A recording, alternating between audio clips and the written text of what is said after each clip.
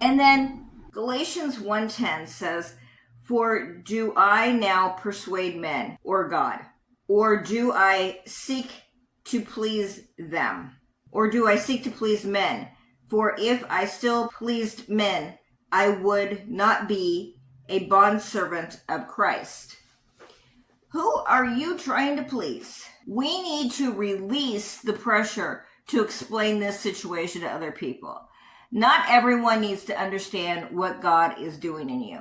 I have gone to events with family members and they ask me why I'm not married, why I don't have children, who am I dating, what am I doing with my life? And that is nothing that they need to know. They don't need to know what God is doing in my life. They don't need to know why it is that I'm single. They don't need to know why it is that God led me on a different course from everybody else. Why God set me aside for this particular purpose. But we feel the need to over-explain our waiting period. We need to trust God that He has everything under control. He knows how old you are. He knows how young you are. He knows what's going on in your life. And He knows those secret desires of your heart. And He knows those broken places and those traumas that you've had in your life. And yet we need to trust Him, surrender our lives to Him, and let Him lead the way. And we don't need to explain that to our boss, to our friends, to our family members. What God does is between you and Him. It is not between anybody else. In fact, Joseph in the Bible told his brothers the dreams that he had. And had he not told them, they wouldn't have hated him as much. And they wouldn't have sold him into slavery.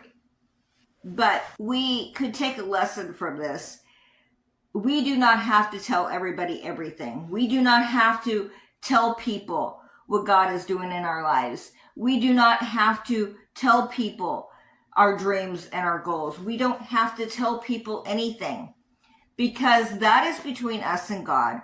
Our dreams, the ones that God has put in our hearts, are not their dreams, and they're not going to understand them.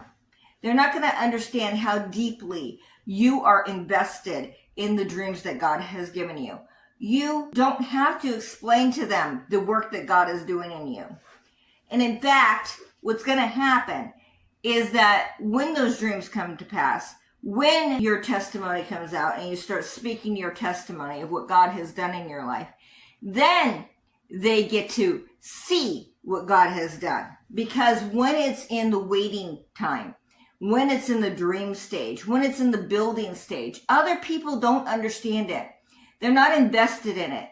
God is not doing that in their lives, so they think that you're wrong. But nothing is wrong. It's what God has planned for you and not for them. You are not behind. You are not forgotten. There is nothing fundamentally wrong with you.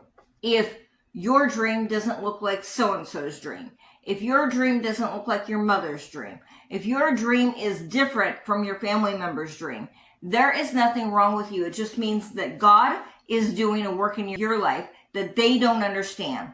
That is not their dream, not their assignment. It is only for you. And if you allow other people to talk you out of your dream, if you allow other people to talk you out of what God is doing in your life, then you are going to go down a path you weren't meant to go down. 2 Corinthians 5:7 says, "For we walk by faith, not by sight." We need to know that faithfulness matters most when feelings go quiet. We need to continue showing up in small, consistent ways, even when motivation is low. We need to understand that it is the things that we do in our daily routine that is going to get us to where we need to be. That consistent behavior of getting up in the morning, going to work, that consistent behavior of teaching your child the way that they should go, that consistent behavior of feeding your children, talking to your children every night, reading them bedtime stories, having heart-to-heart conversations with them.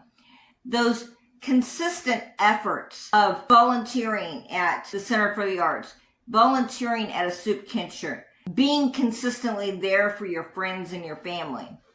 It's in our daily routine.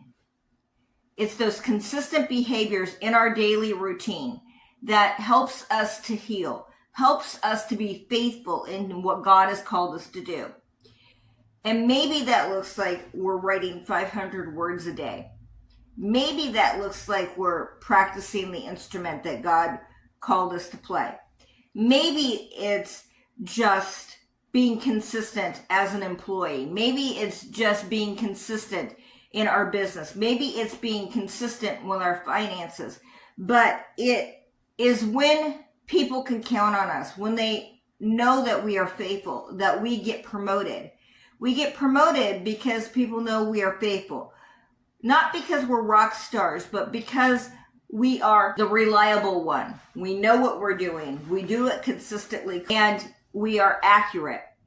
But in this time period of waiting, in this time period of it being quiet, that's when we need to prove that we are consistent, that we show up, that we do what God called us to do, that even while we're waiting for God to show us our purpose, we are being faithful. We're being faithful to the last thing He told us to do.